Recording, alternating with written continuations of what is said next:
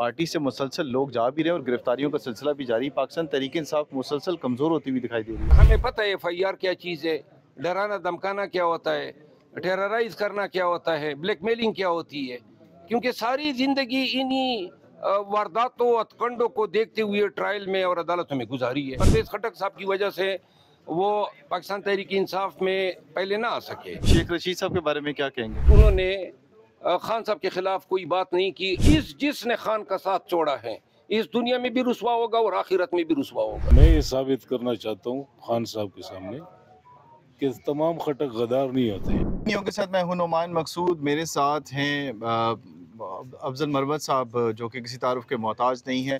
इसके साथ साथ आज एक बड़ी खबर ये है कि JUI फे से दाऊद खटक साहब जो हैं उन्होंने शमूलियत इख्तियार की है पाकिस्तान तहरीक इंसाफ में। इसी सिलसिले में आज ये आए प्रेस क्लब में और यहाँ पर बाकायदा ऐलान किया गया और उस ऐलान के दौरान बहुत तूफ़ानी बारिश हुई और उस दौरान भी प्रेस कॉन्फ्रेंस थोड़ी देर के लिए रोकनी पड़ी और उसके बाद इन्होंने इस प्रेस कॉन्फ्रेंस को कंटिन्यू किया। आज का जो फ़ैसला था उससे मुतालिक इनसे बात करेंगे और मज़ीद क्या होने जा रहा है पाकिस्तान तहरीक के इंसाफ के अंदर, कितने लोग मज़ीद शामिल हो रहे हैं और क्या कुछ तैयारियां की जा रही हैं, इससे मुतालिक बात करेंगे। एक तो मरवत साहब से और दूसरा दाऊद खटक साहब से भी बहुत सारी बातें होनी। सर ये बताइएगा कि आज का जो मौजू था, ख़ास तौर पर आपने ये कहा कि शमूलियत के लिए था, दाऊद खटक साहब के लिए प्रेस कॉन्फ्रेंस में आए, तो सर इसके बाद आइंदा तो इनकी शमूलियत के बारे में बताइएगा और आइंदा क्या होने जा रहा है? जी, दाऊद खटक साहब जो हैं वो हमने इस तरह के और भी सियासी अमायदीन हैं उनके साथ प्रेस कॉन्फ्रेंस के मियाद रखे हैं, कहीं पर जलसे मुतवक्के हैं। तो दाऊद खटक साहब जो हैं वो उनका प्रोग्राम आज इस्लामाबाद प्रेस क्लब में टाइम के हिसाब से पहली दफ़ा आया और ज़िला नाज़िम आला रहे हैं नौशेरे के 5 साल।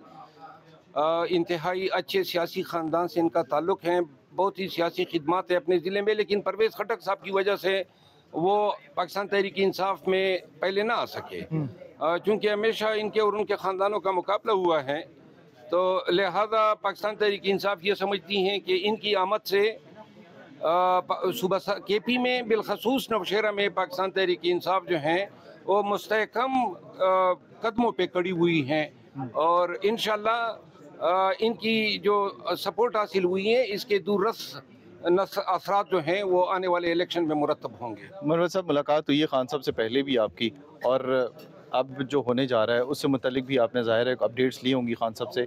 क्या करना है सर आगे, किस तरह से जलसे वगैरह करेंगे, क्योंकि पार्टी से मुसलसल लोग जा भी रहे हैं और गिरफ्तारियों का सिलसिला भी जारी। पाकिस्तान तहरीक इंसाफ मुसलसल कमज़ोर होती हुई दिखाई दे रही है। नहीं, कमज़ोर तो अगर चंद अफराद के गिरफ्तारियों से कमज़ोर तो नहीं समझना चाहिए। अब बहुत सारे लोग आएंगे, जितने गए हैं उनको 10,000 से ज़रब दें, ऐसे इतने लोग जो हैं पाकिस्तान तहरीक इंसाफ में शमूलियत कर रहे हैं। जोक दर जोक ज़्यादातर तादाद पंजाब से हैं और जो लोग आज कह रहे हैं कि जी इनको उम्मीदवार नहीं मिलेंगे, वो ख्वाब खरगोश के मज़े ले रहे हैं। यहाँ बारी नहीं मिल रही है लोगों को मुलाकातों की और ये दावे जो हैं आइंदा हफ्ते से आपके सामने दुरुस्त साबित। कभी भी हमने कोई ऐसी बात की ही नहीं है जो वादा या जो ज़बान या जो कौल है वो पूरा न किया हो। इंशाल्लाह मंडे को हमारे यहाँ पे एक और जो पाकिस्तान में इंतहाई कलीदी पोजीशनों पे रह चुके हैं, गवर्नर रह चुके हैं कई दफ़ा, वो शख्स जो हैं यहाँ पे प्रेस कॉन्फ्रेंस करेंगे, पाकिस्तान तहरीक इंसाफ में शमूलियत का ऐलान करेंगे। बुशरा बीबी के हवाले से जो है वो मुसलसल इल्ज़ाम तराशियाँ हो रही हैं सर, और ख़ावर मानिका के हवाले से भी आपने कहा कि बहुत सारी ऐसी साजिशें की जा रही हैं और भी पार्टी के लोग हैं जिन्हें गिरफ्तारियों के लिए आपने कहा कि इंकशाफ किया, बल्कि कि अब तैयारियां हो रही हैं, आपके ऊपर भी FIRs हो रही हैं। तो इस सूरत हाल को किस तरह से आप देख रहे हैं और जवाब क्या दिया आपने? जो जवाब आपने दिया उसके बारे में लोगों को ज़रा बताएं कि ये जवाब देने क्यों ज़रूरी है। देखिए, लोगों में और हम में थोड़ा फ़र्क है। हमारा ताल्लुक कानून के पेशे से है और हमें पता है FIR क्या चीज़ है, डराना धमकाना क्या होता है, टेरराइज करना क्या होता है, ब्लैकमेलिंग क्या होती है, क्योंकि सारी ज़िंदगी इन्हीं वारदातों हथकंडों को देखते हुए ट्रायल में और अदालतों में गुजारी है। तो हमारे लिए मैटर ही नहीं करता है कोई चीज़, कोई हथकंडा, कोई FIR।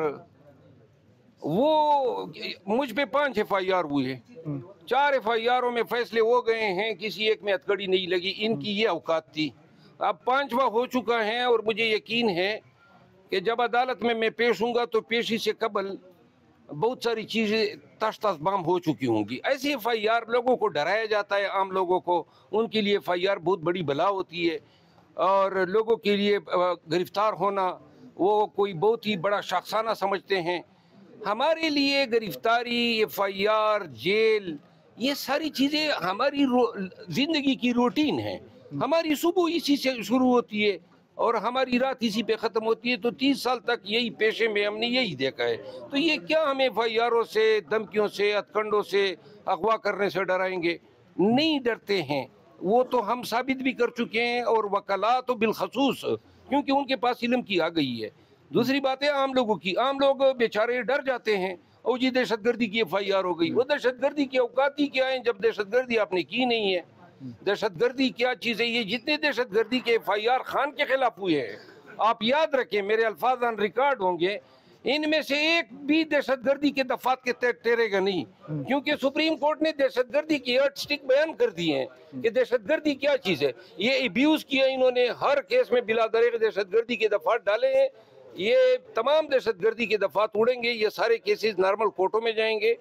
और मेरा ख्याल है ये डराना, ये अब पाकिस्तानियों को, बिलखसूस पाकिस्तान तहरीक इंसाफ के वर्करों को समझना चाहिए कि FIR और ये सारी चीज़ें बिल्कुल ये ढकोसले हैं, डराने की ये चीज़ें हैं। और अगर कौम ने पाकिस्तान को बचाना है, मुस्तहकम करना है, तो फिर इन खौफ, इन फियर्स पे काबू पाना होगा। शेख रशीद साहब के बारे में क्या कहेंगे? मंजर आम पर आए लेकिन कोई इतना खास नज़र नहीं आया उनके अंदर सियासी जज्बा। बात ये है कि हर शेख रशीद साहब की इस चीज़ की अमदाद दे देते हैं कि चलें वो प्रेस कॉन्फ्रेंस या जो उन्होंने वो नाम निहाद साफ़ी को इंटरव्यू दिया, उसमें कम अज़ कम एटलीस्ट उन्होंने खान साहब के ख़िलाफ़ कोई बात नहीं की और बड़े ही रिस्पेक्टेबल तरीके से इंटरव्यू दे दिया।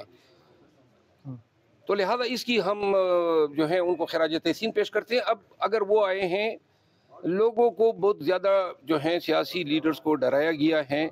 आज अगर वो खान के ख़िलाफ़ या PTI के ख़िलाफ़ कोई बयानियाँ नहीं दे रहे हैं, हम पे तनकीद नहीं कर रहे हैं, ये भी इसकी मेहरबानी है, क्योंकि ज़हनी तौर पे हम हर अपने साथी के बुरे अल्फाज के लिए तैयार हैं। फवाद चौधरी साहब के साथ जो हो रहा है उसके बारे में क्या कहेंगे? वो मकाफात अमल हैं। फवाद चौधरी साहब जो हैं वो PTI को छोड़ने के बाद, यही फवाद चौधरी साहब हुआ करते थे, हम इसके आगे पीछे होते थे, इनके केसेस लड़ते थे। मैं भी कचहरी में था, पता चला फवाद चौधरी साहब आए हैं, मुझे इल्म नहीं है कि उसको वकील भी मिलता होगा या नहीं।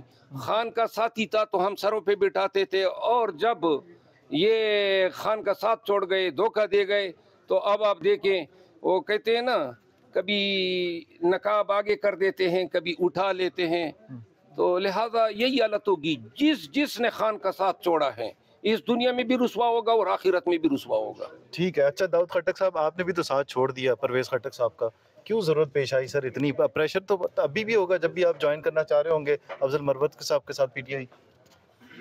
आपको सवाल की समझ नहीं है। परवेज़ खट्टक का साथ तो मैं नहीं छोड़ा। फजल रहमान साहब का साथ आपने छोड़ दिया, तो परवेज़ खट्टक साहब के बारे में भी आप कह रहे थे ना, कुछ इख्तिलाफ उनके साथ भी थे? नहीं, कोई इख्तिलाफ है सच तो नहीं थे, वो एक दूसरे के खिलाफ हम इलेक्शंस लड़ते रहे हैं। तो सर JUI फेस से छोड़ के आना और उस दौरान फिर उनका कोई राब्ता हुआ, JUI फेस से किसी ने कोई राब्ता किया, कोई बातचीत हुई उनकी कि आप पार्टी छोड़ के ना जाए PTI में? मैं JUI का कैंडिडेट था कौमी असम्बली का इस दफ़ा, बिल्कुल। लेकिन बस मैंने खान साहब की जो उनके साथ जो गद्दारी की है परवेज़ खट्टक ने, उस पे मुझे काफ़ी इतराज़ है, और मैं ये साबित करना चाहता हूँ खान साहब के सामने कि तमाम खट्टक गद्दार नहीं होते और बेवफा नहीं होते। क्या सोच रहे हैं सर? अब सख्तियाँ तो झेलनी पड़ेंगी, अब PTI में आप आ गए हैं। झेलेंगे, सख्तियाँ झेलेंगे। अफजल मरवत साहब तो अपना घर भी तोड़वा बैठे हैं, बहुत नुकसान कर चुके हैं, इनके साथ ही आप आए और इन्हीं ने आके ऐलान किया है, तो आप इनके साथ बाजू से बाजू मिला के खड़े होंगे। तो अब जो इनके साथ हुआ है, अगर आपके साथ होता है तो क्या बर्दाश्त करेंगे ये चीज़ें? कर लेंगे यार, कर लेंगे। सही है सर। दोस्तों को आप डरा नहीं सकते हैं। हमारे दोस्त भी हमारी तरह हैं, सिक्का बंद। सिक्का बंद है सर। Thank you. ये थे जी शेर अफजल साहब और दाऊद खटक साहब जिनके साथ बातचीत की है हमने। तो अगली वीडियो तक दीजिए इजाज़त। अल्लाह हाफ़िज़।